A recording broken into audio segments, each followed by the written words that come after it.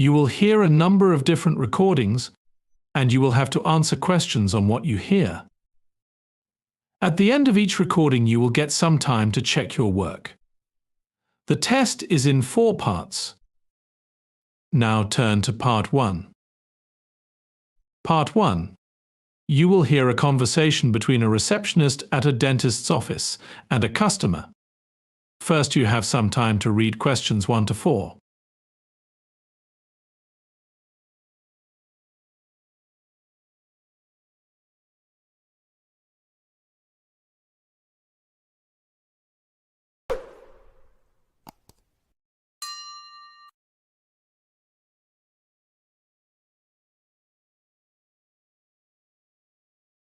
Now listen carefully and answer questions 1 to 4.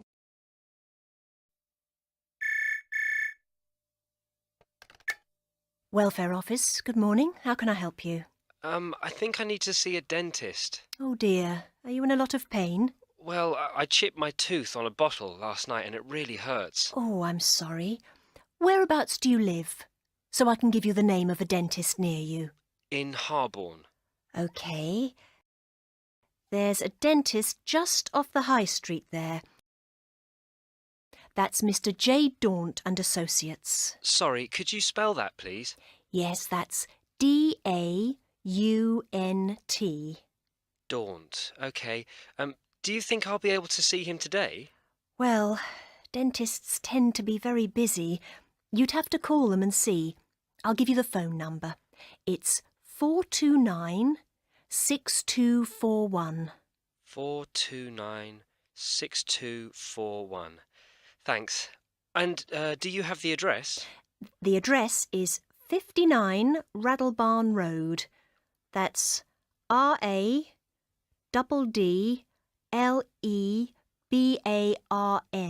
Road.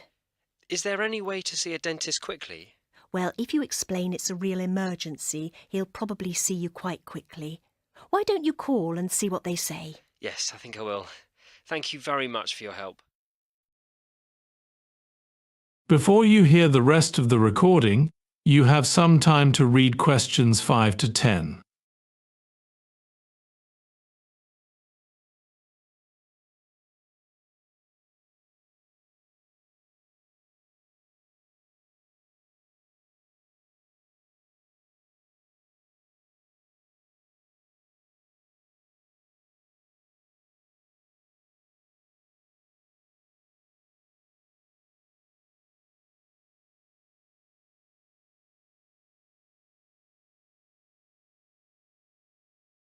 Now listen carefully and answer questions 5 to 10.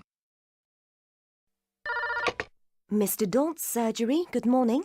Oh, hello. I'm calling to ask if the dentist can see me today. I chipped a front tooth last night and it's really painful. Oh, I see. Well, in that case, let me see if I can fit in an emergency appointment for you. How about 5:30 this afternoon? Oh, yes, thank you. Can I have your name, please?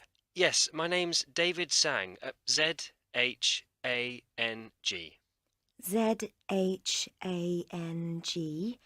Thank you. And can you tell me how much it's going to cost? Well, it depends on how much work Mr. Daunt has to do. An emergency appointment is £60. Oh, that is expensive. Don't you have a discount for students? Yes, we do. We can give you a 20% discount on the emergency appointment, so it'll be £48. After that, we recommend you join our insurance scheme. The normal price is £20 a month. Students pay £15 a month over the year. £15? That's much more than I can afford. We also offer a discount of 15% for students on regular checkups. Oh, what's the normal price then? A regular checkup usually costs £45. Would you like to come and see Mr. Daunt and see what he says? Yes, I think I'd better. My tooth is really hurting. That's fine. See you at 5:30. That is the end of Part 1. You now have some time to check your answers.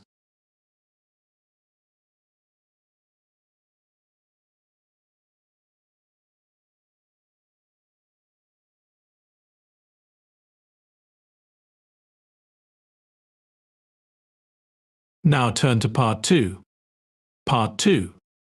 You will hear a speech by the university principal welcoming the international students. First, you have some time to look at questions 11 to 15.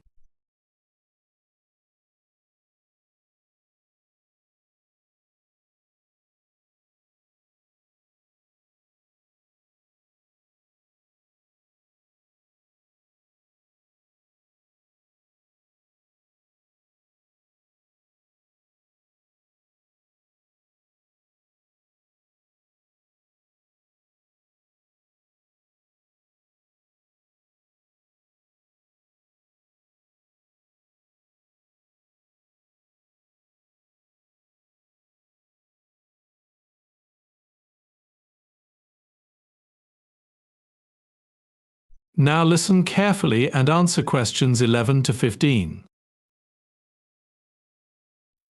Good morning. What I'd like to do in this first session is to give you some ideas about how you can settle in, both in the city and the university. Every year we support a few hundred students from other countries, and today we want to give you the benefit of their experiences. For example, can you guess what the most common overall worry is for international students during their time here? Studying in English, you might think, or money worries. But in fact, the majority say that making friends is their biggest concern. You'll probably find, last year's intake of foreign students certainly did, that your biggest problem in week 1 isn't making friends, or English, or money, but simply understanding what is going on. It can be a confusing time. By the end of the year, though, for most of last year's international students, academic worries had replaced social and other concerns as the number one issue. I'll come on to make some detailed suggestions in a few minutes, but in the meantime, let me just say I think your main priority this week should be to meet people. Also important, of course, is to find out about living here, where things are, where to go at particular times, where the various facilities are, and so on. And you need to find out something about the town too. Perhaps the best advice I can give you about that is to get a bike. Cycling is usually the easiest way around the place. It's quicker than walking and cheaper than the bus, and probably more reliable too. Before you hear the rest of the recording, you have some time to read questions 16 to 20.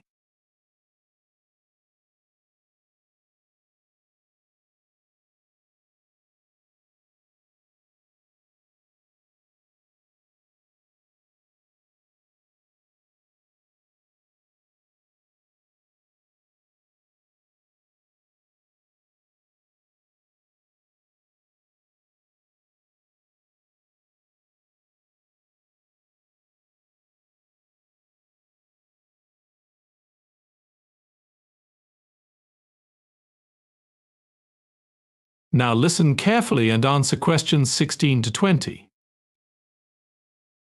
There's a huge number of events this week, really more than you can possibly get to, and part of the fun is choosing.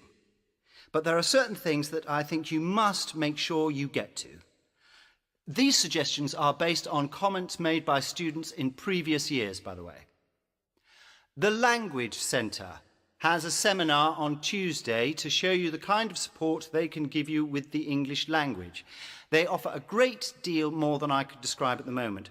But one thing I would suggest right now is they have an excellent computer laboratory at the Language Centre, and it's a good idea to use it as much as possible in your spare time, especially during the first term. The second must-see session is a lecture called Managing Your Money. This has all kinds of helpful suggestions about your finances, but the main one I'd like to underline now is how important it is for you to open a bank account at once. The lecture, by the way, is provided by Smith's Bank, but you could, of course, use any of the banks in town. There's not much difference between them. Finally, there are more than 50 university clubs and societies, and joining one or two is an excellent way to meet people and make friends. They have informal meetings going on all week. You can see the details on the handout. What I'd like to say about these is choose something that interests you and go along. Finally, we have a very informative student newsletter. You should all have a copy in your orientation pack. It's a good idea to check it for details of club events. That is the end of part 2. You now have some time to check your answers.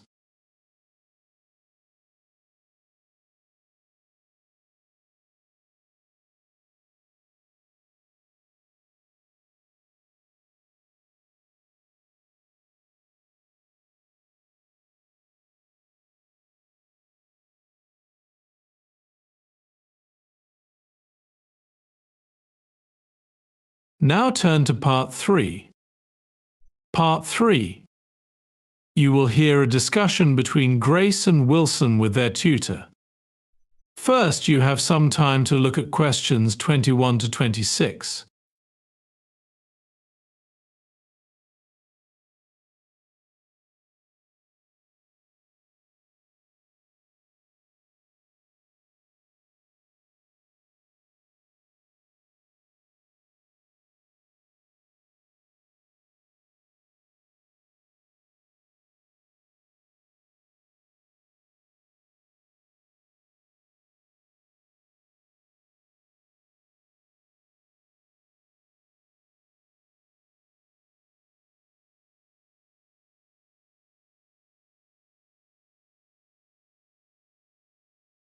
Now listen carefully and answer questions 21 to 26. Thanks for coming along, Grace and Wilson. My name's John Gray, and I'm one of the study support advisors. As you're new students and have asked to discuss what we can do to help you with your study problems, I'd like first to outline the purposes and approach to learning support here at Broadway University. Then I'll ask each of you to describe the sort of issues you have and then say what we might offer you. Is that okay? Yes. That's fine. Okay, let's start then. Well, basically our purpose at Student Support is to help students to become more independent. We do this by showing them effective strategies they can use, not by doing the studying for them. Another purpose is to help students to understand some of the cultural differences between their own culture and the cultural context here in this country. In that sense, we are encouraging students to make comparisons, but not to make judgments about them. I suppose a final purpose is to help students to build relationships inside our culture by encouraging them to relate openly to us. That's enough from me. Perhaps Wilson, you could talk about the sort of study problems you're having, and I'll suggest some options. Well, my main problems at the moment seem to be connected with writing rather than lectures or seminars. Okay. Could you say a little more about what your problems with writing are exactly? Well, I find I can't understand the assignment titles. They're often unclear to me. I mean, the central ideas or what is sort of underneath the title words. Then usually I can't find enough readings or make a good enough plan. Well, we have a special session that looks at essay planning in each academic area. You're in business, aren't you? So maybe you could come to the business essay session. Well, that would be great. Anything else about your writing? I find that the structuring of the essays I write is a real difficulty for me. My essays are always very disorganized. Well, on Tuesdays during each semester we have essay writing sessions, and you can make an appointment with a tutor to discuss your essay draft. Would that be helpful? Yes, it sounds good. Before you hear the rest of the recording, you have some time to read questions 27 to 30.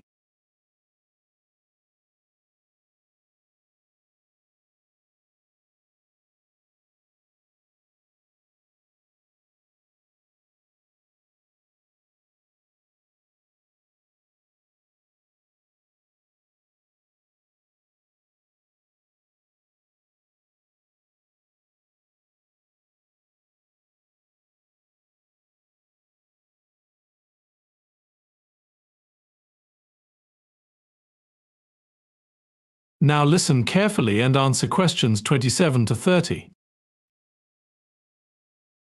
What about you, Grace? Well, my problems are a bit different. I'm having great difficulty following the lectures in my nursing course.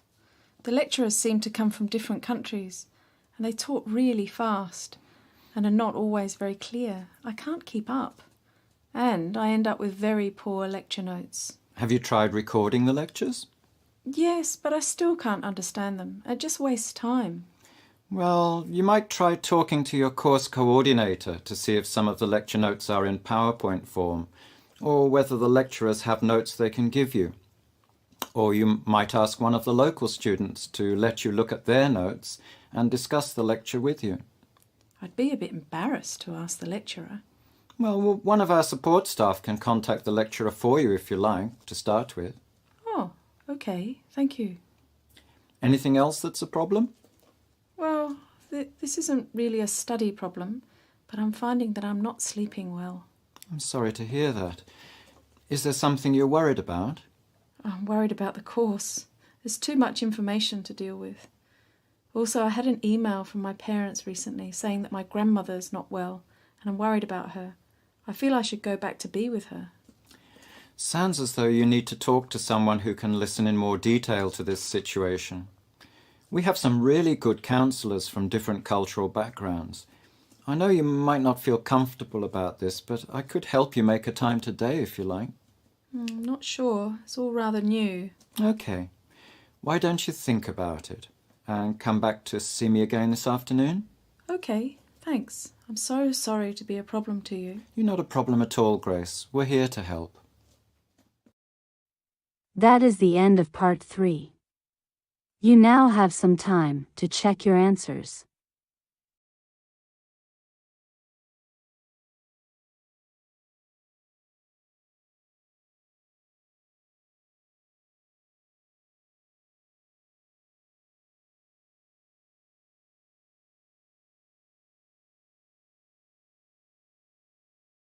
Let's turn to part 4.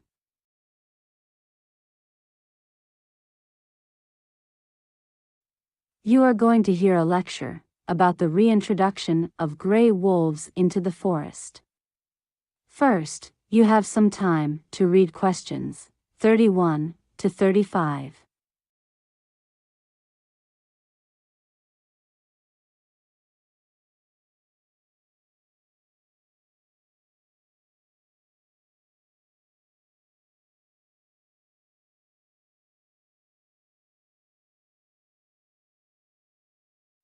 Now listen carefully and answer questions 31 to 35.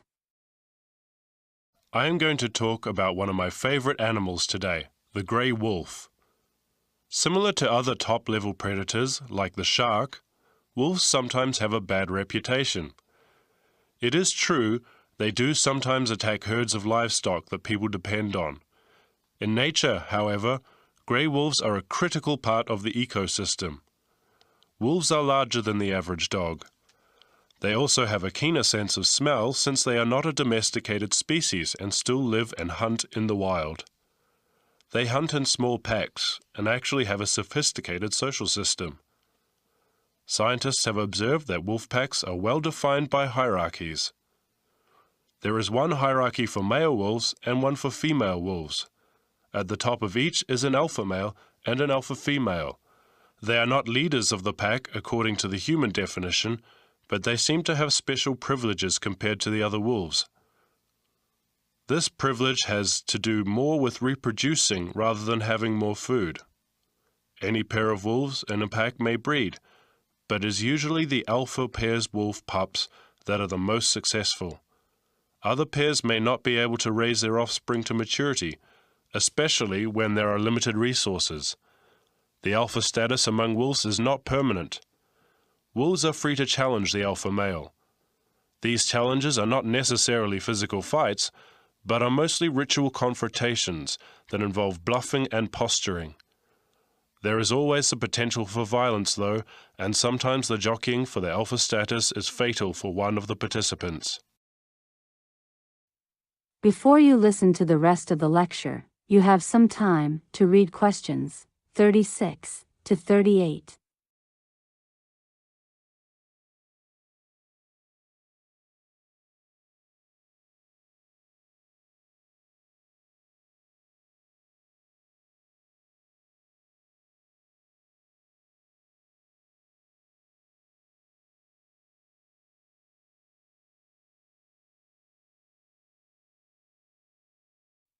Now listen carefully and answer questions 36 to 38.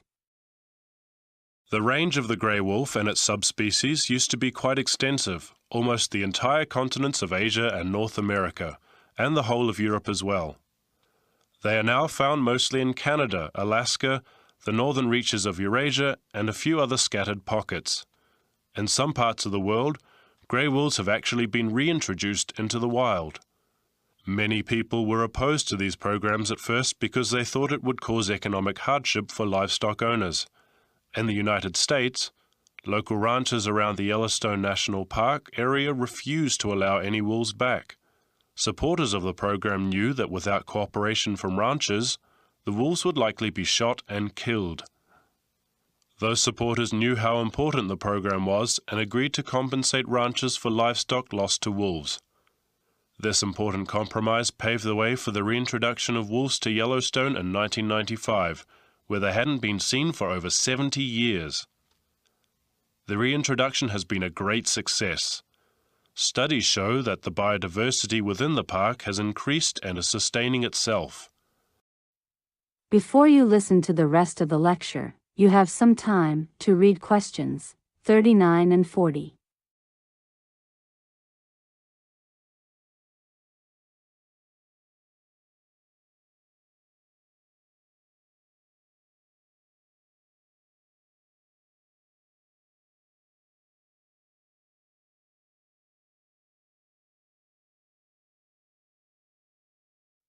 Now listen carefully and answer questions 39 and 40. After the last grey wolves in the park were killed in 1926, the population of elk and deer soared, decreasing the number of plants available to beaver and moose. The beaver eventually became extinct there. The population of other predator species, like the coyote, exploded. This, in turn, caused rodent populations to crash. This crash led to a decline in bird species like hawks and eagles. These negative trends have all reversed since the wolves came back. As a result, Yellowstone National Park is a better, healthier place. The local economy also benefits because people are not only interested in seeing more biodiversity at the park, but also the wolves themselves. This brings in tens of millions of more dollars annually to local lodgings, restaurants, and stores. That is the end of part 4. You now have some time to check your answers.